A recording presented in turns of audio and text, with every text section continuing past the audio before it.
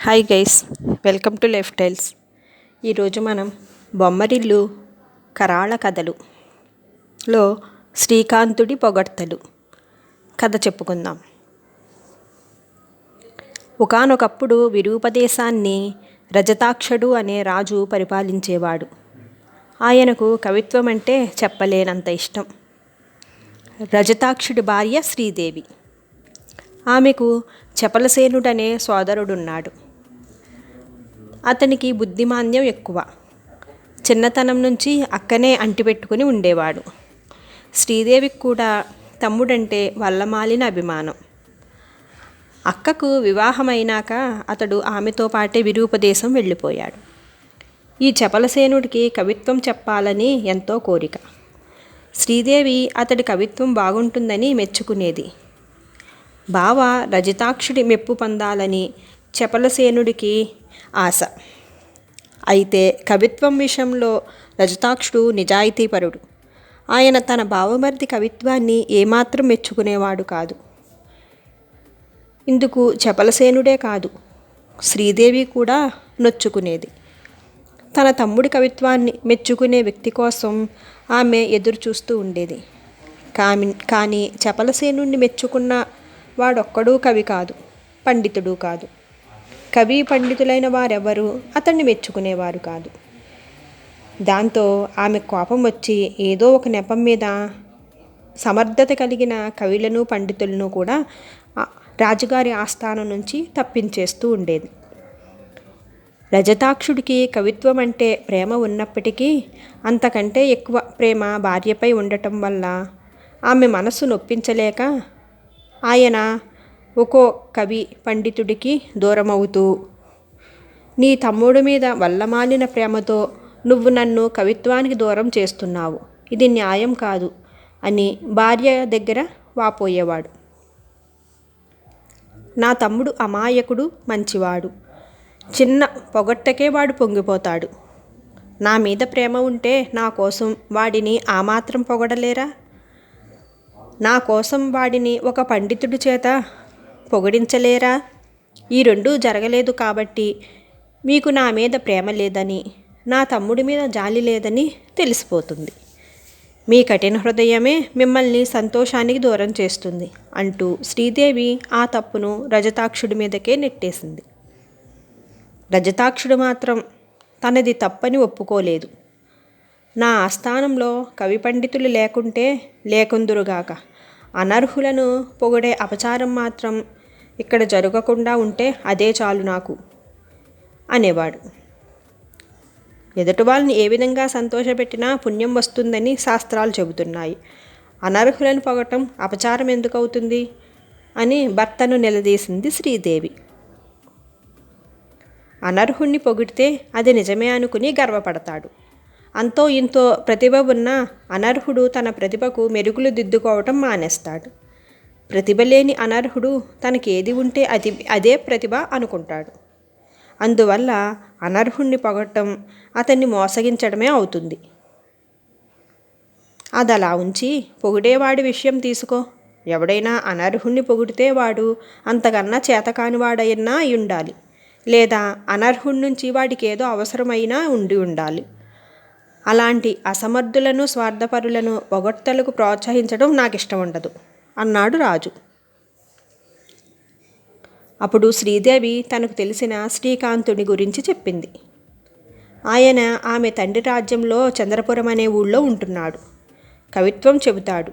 ఆ చుట్టుపక్కల సాహితీపరుడుగా పేరు తెచ్చుకున్నాడు. ఒకసారి శ్రీదేవి తమ్ముడు చపలసేనుడు ఆ ప్రాంతాలకు విహారానికి వెళ్ళారు. అప్పుడు శ్రీకాంతుడు చపలసేనుడి కవిత్వం విని ఎంతో మెచ్చుకున్నాడు. శ్రీదేవి బ్రహ్మానందపడి ఆయనకు 100 బంగారు కాసులు బహుమానం ఇవ్వబోతే పుచ్చుకోక, మంచి కవిత్వం విన్నాను, వీణుల విందయింది, నేను కోరుకుందదే, డబ్బు కాదు అని బహుమానం కూడా తీసుకోలేదు అని చెప్పింది శ్రీదేవి. ఇది విని రజతాక్షుడు ఆశ్చర్యపడ్డాడు. తన బావమరిది కవిత్వాన్ని ఏ ప్రతిఫలము ఆశించకుండా పొగిడిన ఆ శ్రీకాంతుడి గురించి తెలుసుకోవాలని ఆయనకు అనిపించింది. అందుకని ఎవరికీ చెప్పకుండా మారువేషం వేసుకొని మామగారి రాజ్యం చేరుకుని చంద్రపురం వెళ్ళాడు. అక్కడ శ్రీకాంతుడి ఇల్లు సులభంగానే తెలుసుకున్నాడు. రజతాక్షుడు వెళ్ళిన సమయానికి శ్రీకాంతుడు వీధి అరుగు మీద కూర్చొని ఉన్నాడు. పట్టుబట్టలు ధరించి, చేతులకు స్వర్ణ కంకణాలతో, చెవులకు కుండలాలతో ఆయన్ను చూడగానే మహాపండితుడు అనిపించేలానే ఉన్నాడు. రజతాక్షుడు శ్రీకాంతుడికి నమస్కరించి, తమరు మహాపండితులని విని చూడవచ్చాను. ఏ ఏ శాస్త్రాలు అభ్యసించారో తెలుసుకోవాలనుకుంటున్నాను అని చెప్పాడు.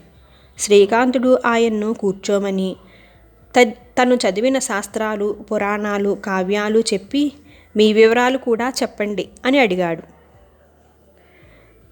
రజతాక్షుడేదో చెప్పబోయాడు. అంతలో ఆ ఇంటి ముందొక బిచ్చగత్తె ఆగి వికృతంగా పాట పాడింది. రజతాక్షుడు చెవులు మూసుకుంటూ ఉండగా శ్రీకాంతుడు చటుక్కున, ఎంత చక్కగా పాడావు నీవు!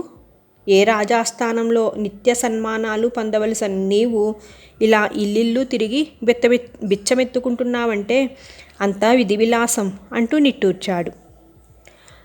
అంతలో ఇంటి లోపల నుంచి 7 ఏళ్ల వయసున్న శ్రీకాంతుడు మనవడు వచ్చి బిచ్చగత్తకు పిడికె బియ్యం వేసి లోపలికి వెళ్ళిపోయాడు. మరో పాట పాడనా బాబు అంది బిచ్చగత్తె ఉత్సాహంగా. శ్రీకాంతుడు కానీ అంటాడేమోనని రజతాక్షుడు హడిలిపోయాడు. అయితే ఆయన అడ్డంగా తల ఊపి, నాకైతే పని పాట లేక తీరుబడిగా వీధరుగు మీద కూర్చున్నాను కాబట్టి ఎన్ని పాటలైనా వినగలను. కానీ నువ్వు బోలెడన్నిల్లు తిరిగి పొట్ట పోషించుకోవాలి. పాడింది చాలే కానీ ఇక వెళ్ళు. నువ్వు రాజసన్మానాలు అందుకొని బోలెడు డబ్బు సంపాదించావంటే అప్పుడు రోజు గంటల తరబడి నీ పాట వినగలను. అంతవరకు ఇలా చిన్న పాటతో తృప్తి పడతాను అని ఆ బిచ్చగత్తెను పంపించేశాడు. బిచ్చగత్తె గర్వంగా ముఖం పెట్టి సంతోషంగా నవ్వుకుంటూ అక్కడి నుంచి వెళ్ళిపోయింది. రజతాక్షుడు శ్రీకాంతుడి వంక ఆశ్చర్యంగా చూసి, అయ్యా, తమరికి సంగీత శాస్త్రం తెలియదో లేక నా చెవుల్లో ఏమైనా లోపమున్నదో కానీ ఆ బిచ్చగత్తె పాట కర్ణ కఠోరంగా అనిపించింది అన్నాడు. శ్రీకాంతుడు నవ్వి, ఇందులో శాస్త్రాల ప్రసక్తి ఎక్కడుంది? ఆ బిచ్చగత్తెకు నా అన్నవాళ్ళెవరూ లేరు. రోజు ఇలా పాటలు పాడి అడుక్కుంటూ ఉంటుంది. ఎవరింటికి వెళ్ళినా దాన్ని తిట్టేవారే ఎక్కువ. నేనొక్కడనే అలా పొగుడుతున్నాను. ఒక చిన్న పొగడ్తకు దాని ముఖం ఎంతలా వికసించిందో మీరే చూశారు కదా. ఎదుటివారిని సంతోషపెట్టడానికి పొగడ్తను మించిన సాధనం లేదు. అందుకే నేను అందరినీ పొగుడుతూ ఉంటాను అన్నాడు శ్రీకాంతుడు. కానీ అనర్హుణ్ణి పొగిడితే అది పుణ్యం అనిపించుకోదు. అది బాధ్యతారాహిత్యం కూడాను. మీరు ఊరికే పొగడ్డం మాని లోపాలు చెప్పి ఉంటే ఆ బిచ్చగత్తె వాటిని సవరించుకుని ఏదో ఒక రోజు నిజంగానే రాజసన్మానాలు అందుకునేంత గొప్ప గాయని అయ్యేదేమో. మీ కారణంగా దాని బుద్ధి వికసించకుండా పోయింది కాదంటారా అన్నాడు రజతాక్షుడు. దీనికి శ్రీకాంతుడు తల అడ్డంగా ఊపి, మనుషుల్లో తమ లోపాలు తెలియని వారంటూ ఎవరూ ఉండరు. కావాలనుకుంటే వారే వాటిని సరిచేసుకోగలరు కూడాను. కానీ సాధారణంగా ఏ మనిషికి తన లోపాలు తెలుసుకోవాలని ఉండదు. తన లోపాలను కూడా ఎదుటివారు మెచ్చుకొని పొగిడితే సంతోషంగా ఉంటుంది. ధనికులకు, మహారాజులకు అలాంటి సంతోషం కలిగే అవకాశం ఉంది. సామాన్యులకు లేదు. నేను నా శక్తి కొద్దీ కొందరి సామాన్యులను సంతోషపెడుతున్నాను అన్నాడు. ఆ మాటల్లో కొంత నిజముందని రజతాక్షుడికి తోచింది. తమ లోపాలను తెలుసుకున్న వాళ్ళు గురువులను ఆశ్రయించి సాధన ద్వారా వివిధ విద్యల్లో నిష్ణాతులవుతారు. మిగతా వాళ్ళు సామాన్యులుగా ఉండిపోతూ ఉన్నారు. ఇలా ఆలోచించిన రజతాక్షుడు శ్రీకాంతుడితో, అయ్యా, రాజవంశీకులలో కూడా పొగడ్తలు వినాలన్న కోరిక తీరని వారు కొందరున్నారు. తమరు అలాంటి వారి కోరికలు కూడా తీర్చగలరా అని అడిగాడు. మీ సమస్య ఏమిటో వివరంగా చెప్పండి, అప్పుడు సమాధానం చెబుతాను అన్నాడు శ్రీకాంతుడు. అప్పుడు రజతాక్షుడు తానెవరన్నది చెప్పకుండా తన సమస్యను చెప్పుకొని తమరు రజతాక్షుడి ఆస్థానంలో చేరండి. ప్రతిరోజు చపలసేనుడి కవిత్యాన్ని పొగడండి. అనర్హులను పొగిడే వాళ్ళకంటే మీ రాజుకు పడదన్నారు. అలాంటప్పుడు ఆయన ఆస్థానంలో నాకు స్థానం ఎలా ఉంటుంది అన్నాడు శ్రీకాంతుడు అనుమానంగా. అవకాశం వస్తే తమరక్కడ చేరగలరని మాట ఇవ్వండి. అప్పుడు నేను అక్కడ రాజాస్థానంలో చేరటానికి అవసరమైన షరతులు చెబుతాను అన్నాడు రజతాక్షుడు. షరతులు అనుకూలంగా ఉంటే అక్కడ చేరటానికి నాకేం అభ్యంతరం? రాజాశ్రయాన్ని కోరని కవి పండితులు ఉంటారా? నేను అంతే అన్నాడు శ్రీకాంతుడు. తమరక్కడ కవిత్వం చెప్పవచ్చు, పండిత చర్చల్లో పాల్గొనవచ్చు. అయితే తమరక్కడ ఏ పండితుణ్ణి కావ్యాన్ని పొగడకూడదు. ఒక్క చపలసేనుణ్ణి అతని కవిత్వాన్ని మాత్రమే పొగడాలి. అందుకు అంగీకరించగలిగితే రాజాస్థానంలో తమరకు ఆశ్రయం లభిస్తుంది. రజతాక్షుడు మిమ్మల్ని కలకాలం మహోపకారిగా గుర్తుంచుకుంటాడు అన్నాడు రజతాక్షుడు. శ్రీకాంతుడు కాసేపు ఆలోచించి సరేనన్నాడు.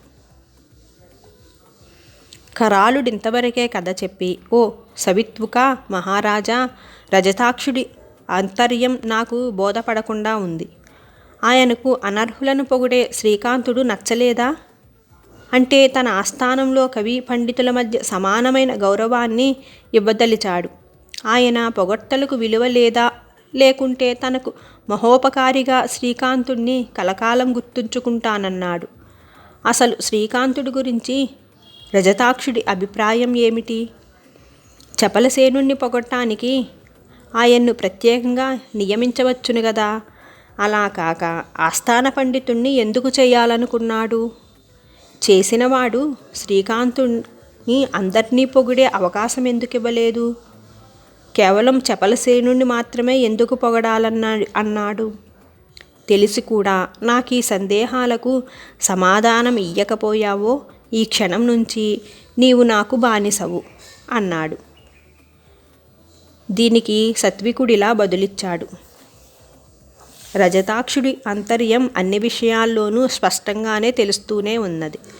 శ్రీకాంతుడు మహాపండితుడని ఆయన తెలుసుకున్నాడు.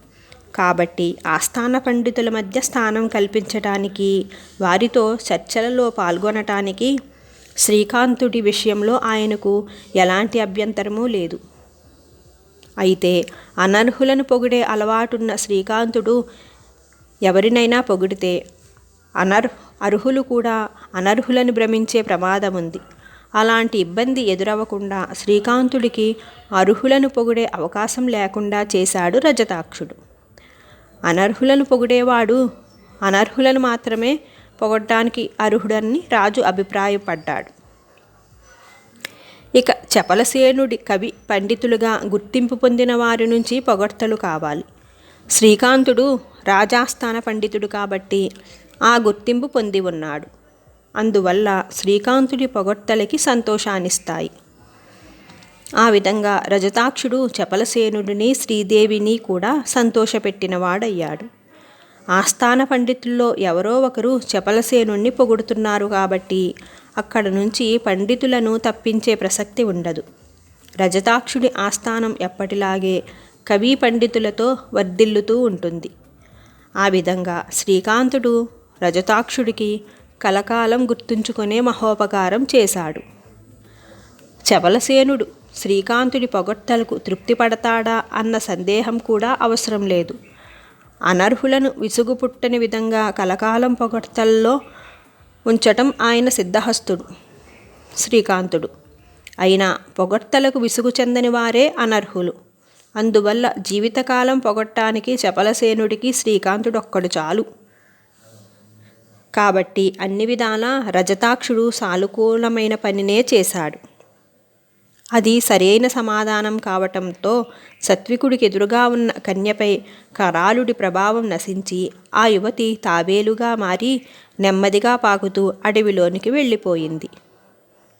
కథ సుఖాంతం. Thank you for watching guys.